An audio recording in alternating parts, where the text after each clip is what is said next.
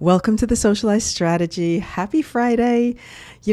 I like recording once a week because now my entire week leads up to these recordings and it's so much fun for me. So we're going to kick off as usual, which has now become my favorite segment of the week as well, with my unsponsored by content. And I have two things for you today. And as you know, these are not sponsored. So it's the real deal, the real talk. And one of them is clothing and one of them is food. So let's kick it off. I discovered in Toronto this week, because I was working up there on a production shoot for a brand for social media content. And I had to go buy a coat because it was really cold. It was oddly off-season cold up there. And then I found out we were going to be outdoors for part of the day. And I'm like, I don't want to be freezing. So I went to Uniqlo and I got myself a little one of those puffy coats, which I could always use, an extra one of those, no big deal.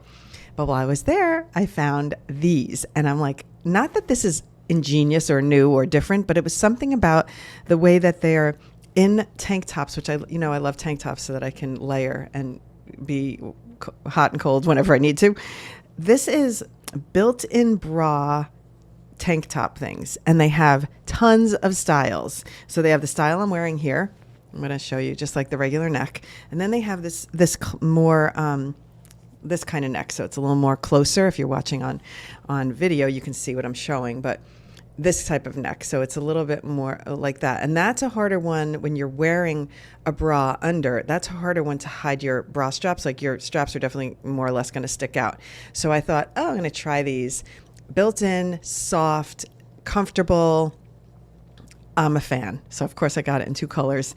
And since we do have a Uniqlo here in the city, I'm sure I'm going to go back and get some more. These are just great because I'm always like on and off with my overshirt, whatever it is, because sometimes I'll be in this room and I'll be warm and the next minute it's chilly because I put the air on. So I just am a fan of this style and I like them. And they go down enough so they're not too short. So they actually cover, they're good. They cover enough of the stomach. It's not like they're really cropped, which I also like. Modesty. Okay. The other one is something I discovered at the airport. And now it's kind of funny because the company is in my DMs and I love when that happens. But I have been to the airport multiple times and I always find a struggle to find a good, especially in the morning. If I don't want to get a big bagel breakfast sandwich or a croissant, like you're either stuck with like a bread pastry item or a sandwich. And then of course a salad, but the salads to me, they're always wilty and weird. So I don't do salads at the airport. So anyway, I recently found this, which, I should also say, I've always kind of leaned on, well, I'll just get a yogurt with fruit. But then sometimes in the morning, a yogurt is a little too slimy. And they don't have Greek yogurt typically there. They usually have the other kind of yogurt, whatever it is. That's the more slimy yogurt. And I just don't enjoy it. So I recently found mush. Let me show you. This is a full-on show today. This is mush. It is overnight oats and they are refrigerated. And you don't need to warm them up to eat them. They are actually really good cold. It's like eating cold oatmeal. Okay, I tried it. Immediately a fan. And now every time I go to an airport, I specifically look for this. I'm like, it's a morning flight usually. I got to have something in my bag because I'm a tea drinker in the morning and then I eat breakfast a little later. And now I'm literally looking for this all the time. And in the airport, they don't have the selection of flavors that I have since discovered, by the way. So I'm going to talk about that. First off, I want to explain a little bit more about it. So it's, as I said, oatmeal. It's cold. The texture is perfect. It's kind of got the oatmeal, consistency. The flavors, usually in the airports, they've had chocolate or vanilla bean. Perfect. Either one of those works for me. I don't mind a little chocolate in the morning. I'm good with it. But then I posted about it and the company came into my DMs and they were like, oh, we're so happy that you're a fan of the brand. Tell us your zip code and we'll tell you where you can get it. That not in an airport, because I mentioned that I can only find this in an airport.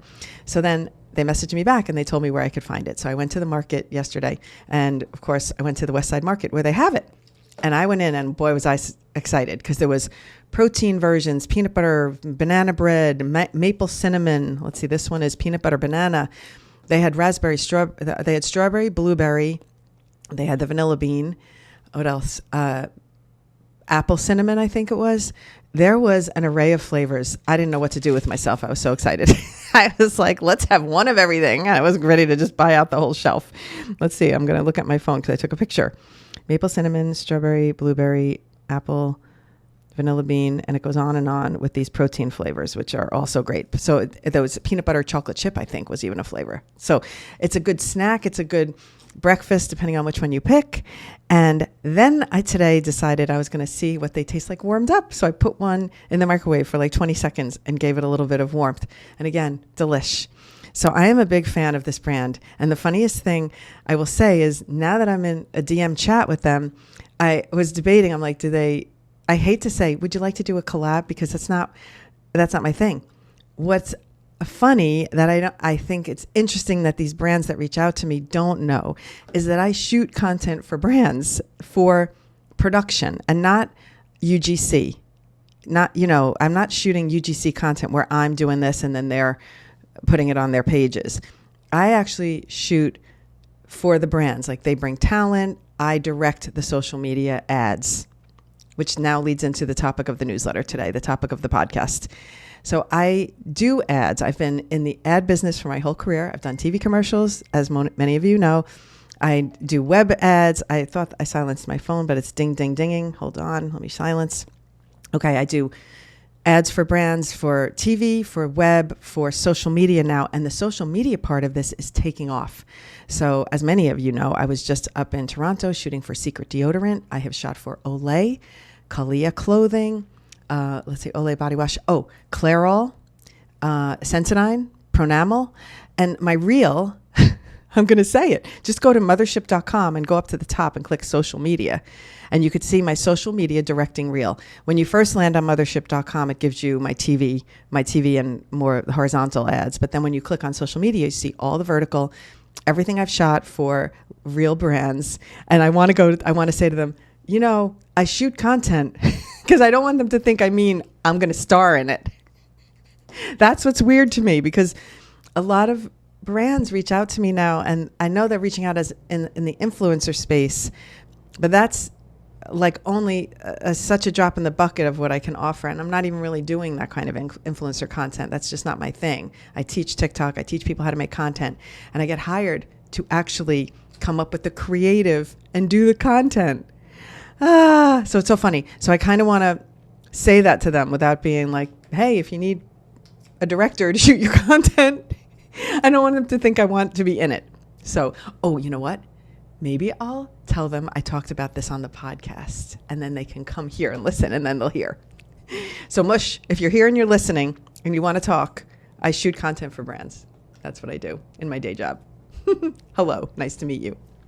All right, let's get on with it. Because I shoot content for brands, I want to talk about advertising in social media.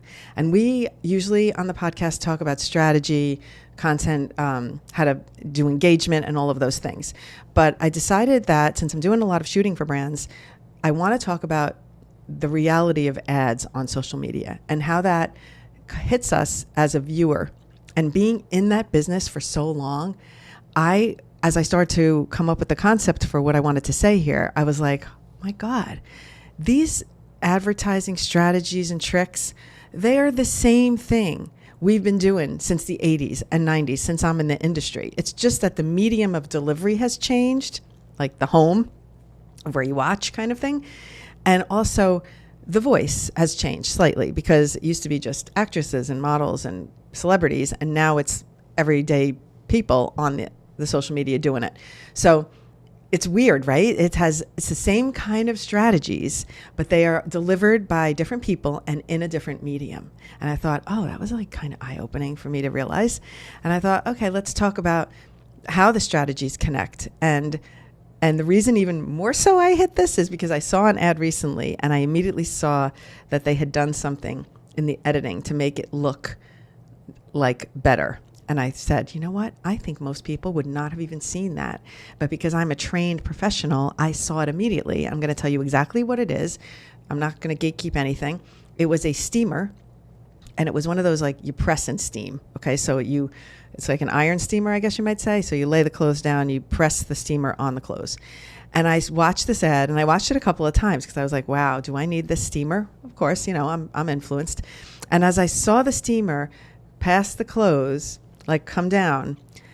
This, as soon as it went over, I could see like a mask and them removing the wrinkles. It was the quickest little miss on their part, production wise, because I saw the wrinkles and then I saw I saw the wrinkles fade after the thing had passed by.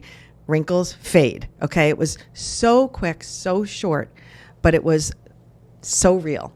And I went, holy shit, I just got, not that I got duped, okay, but I was watching the ad thinking, wow, that thing works amazing. And then I saw the little production trick. Even though I know there's these production tricks, I work in the business, okay? I know, sometimes we would work on a project and then the product was a prototype, so it wasn't even fully working yet. A lot of times in toys, we're shooting the toy commercials almost a year before the toy is actually on the market. Okay, because you have to get it ready for production and then you have to get ready for the Christmas season or whatever. So you're shooting it before it's even made. And they make like 2 prototypes. And I can remember specifically once being on a shoot where there was a bubble machine and they made the prototype, but then the prototype failed because a lot of times they're just working on it still. But we knew how it was going to work, but the bubbles weren't coming out of the little machine. It was like a little house thing. The bubbles were supposed to come out. So we literally on the shoot blew bubbles into the machine. Literally, I was one of the bubble blowers. Blow the bubble in, and as it hit the machine, it popped. And when you reverse the film, it literally looked like the bubble came out of the machine. So we had to, and this is not us lying and advertising, because when the thing was made and produced, the machine worked. Like the bubbles came out of the machine. So, but it's because of when we were shooting it, we had to figure out how to get it to look like what it was going to do when it was actually on the market. Okay, so that, I want to be clear about that. This isn't us making a product to do something that it didn't do. The problem we had was we were shooting it so far in advance, the product wasn't even doing the thing yet. So a lot of times we had to figure out how to fake it, how to make it look like it was doing it, like it was going to do it. And that was a big, in toy advertising, there's a COPPA compliancy where children's, oh my God, what does that stand for? COPPA, something about children's, truth in children's advertising, and you can't be lying, and et cetera. So there's all these rules we had to prove. They would have to send the product and prove it worked the way it did in the commercial and that kind of thing. So this isn't like we were trying to dupe kids. I want to be really clear about that, because I'm sure there's companies that do try and dupe kids. But we were trying to make the product work the way it was supposed to work when it came on the market. All right. So because we did those type of production tricks, I know the tricks. I see them. I know how editing works, how you can do a quick cut that nobody notices, and then you have the thing changed or folded or whatever. Here's another ad I'm going to throw under the bus right now. There's duffel bags. This is an Instagram ad. They show you the duffel bag fits in the carry-on. Oh my God, so amazing. And then look at all the things it fits, and they lay the thing out, and they stack stacks and stacks of clothing. And then they do this roll thing. And then there's a cut, and the bag's closed, and it fits right in the thing. I call bullshit. Sorry, this is a very foul one but I call bullshit on this, because that they took clothes out when they made that edit, and then they made that thing smaller to fit in that carry-on thing. And that bugs me. I don't like that. That I feel is wrong. I feel many people aren't that savvy to see, oh, there was a cut there. A lot of people now with social media will see a cut and they'll say, I want to see it without the edit. You get some of those, but not the norm. Most people who are not content creators are not aware that there was an edit and then the bag was lessened to fit in the carry-on thing. And that just irks the crap out of me, because I feel that, we have to have some respect for consumers in the world of advertising. And we used to have to sign, producers, when I was a producer, I used to have to sign an affidavit saying that we didn't do anything to make this look different. I mean, this was like producer affidavit. I can remember it specifically because I was the one that had to sign. It just gets my goat, because I think so many of these companies are still trying to do it, and they're taking advantage of us as consumers, assuming we don't know there's an edit there. And I think most people don't know. So that drives me insane. Okay. So my point is that those same old tricks that we were using back in the 80s and in the 90s when I was first in the business are being used today on social media. I see the edits. It used to be called paint boxing when now it's like the masking, and then it would be like they'd have a person that would actually have to, with big machines, take the wrinkles out of the thing. Now it's like easy. Do it with a mask, and you can just do a cleanup right in your CapCut. Boom. So we are now given the tools to lie, which is crazy. I mean, we always had the tools. We didn't all have them. Only bigger companies had access to them. So it's a little frustrating to me, but I also feel that this is my job now to make sure that I'm being honest and I'm telling you the truth about what happens. And when I show things and I teach things, I am transparent about it because I just think that the people need to know. Okay. All right. Now let's talk about this crazy situation with algorithm. Okay. Because the minute you talk and your phone, the other night I said, I really want to have that steamer ad come up again so I could talk about it. And I went, steamer, steamer, steamer, steamer. I didn't even have my phone. I just woke up my phone and said the words 100 times. And of course I got steamer ads. So the algorithms are so smart, the way our data is being stored and saved, and people are worried about TikTok. I mean, every freaking Facebook, all of them are targeting. Google, we're getting ads about the things that we're saying in conversations when the phone's in our pocket, for Pete's sake. So I think everybody knows that, but I think part of us count on it. We're like, I'm doing it purposely to get the ads to come up. But I just think awareness is, even though we're aware, we're still falling for the things. So I think that's what the point of this episode is, to give a wake-up call, to say, you know what, don't just take it at face value. Take a minute, take a beat, look closely, read the comments. I talk about that later in the newsletter, but read the comments, because usually there's professionals, editors and things that will comment, oh, I saw the cut, or, oh, nice, try that without the edit. And so I pay attention to that, and I love those people that do it. Okay. So I think, rambling, but this is a hot topic for me. I'm sorry. And I just want to make sure that I'm being completely honest. So I know I'm not telling you things that you don't already know. I just want to raise the awareness. And I also want to think about, even though we think we're immune, even me, I'm like, I'm not going to fall for that. I still fall for it. I still buy things. I almost bought the damn steamer. I still might get the steamer because it looks like it might be okay. I've seen some regular creators use it where it doesn't look like it was edited. Maybe. I mean, again, even UGC creators are savvy and can do amazing things with their edits. But I still might buy the steamer. I'm telling you that, frankly. Even though I think that I'm immune as an advertising professional, I still buy the things. I still fall for it. I still will see an aspiring creator using something and I'm like, oh yeah, I need to have that, So we're all in it. But I think the thing is, what can we do to be more aware? So those are the things I want to talk about now. The idea is not to say to yourself, I'm never going to trust an ad again, because that's crazy. There's plenty of authentic, and advertising is here for a reason. It works and it helps you find products that you need. So I don't like to think I'm doing something for a career all these years that was just completely horrible. It's raising awareness for items. In the case of Sensodyne, listen, I did not know that I had sensitive teeth until I worked on Sensodyne ads as a producer. I used to think that's how my teeth are. I got to live with it. When I would go running in the winter and I'd breathe in and I would get that jolt, I thought that was normal. I thought everybody had that. I did not know. Oh, not everybody has tooth sensitivity. I used to think it was funny that I couldn't eat ice cream. And I'm like, doesn't this bother you? Like, to someone else? I didn't know that I could do something about it. So in the case of Sensodyne, I'm thrilled I got to work on those commercials. I'm thrilled I got to talk to, interview real dentists and get real truths about the products. And I'm telling you, I work on those things. Those are real dentists and they're telling you the truth. Those are not scripted. I'm there. I'm being honest, We interview the dentist. We ask them what they think about a product. I'm doing the same thing for Blistex. We want the truth. That's why we get professionals who are qualified to tell us the truth. So, okay, so that's where advertising, I think, is positive. It's like sharing things that you didn't know you might have or you might need, or you might be, just like ADHD is suddenly so prevalent on social media. Like, that's awareness that we didn't know. So I think advertising through the years hasn't been all detrimental and terrible and, lying sales or anything like that. I think a lot of times it's creating awareness and it's helping us find the things that we need. And now we're able to find it through social media, even at a greater reach.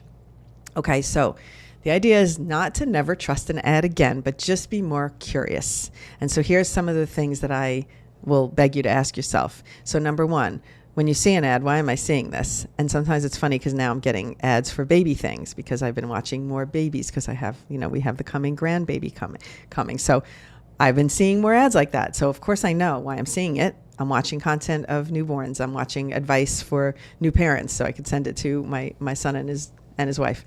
So it's funny.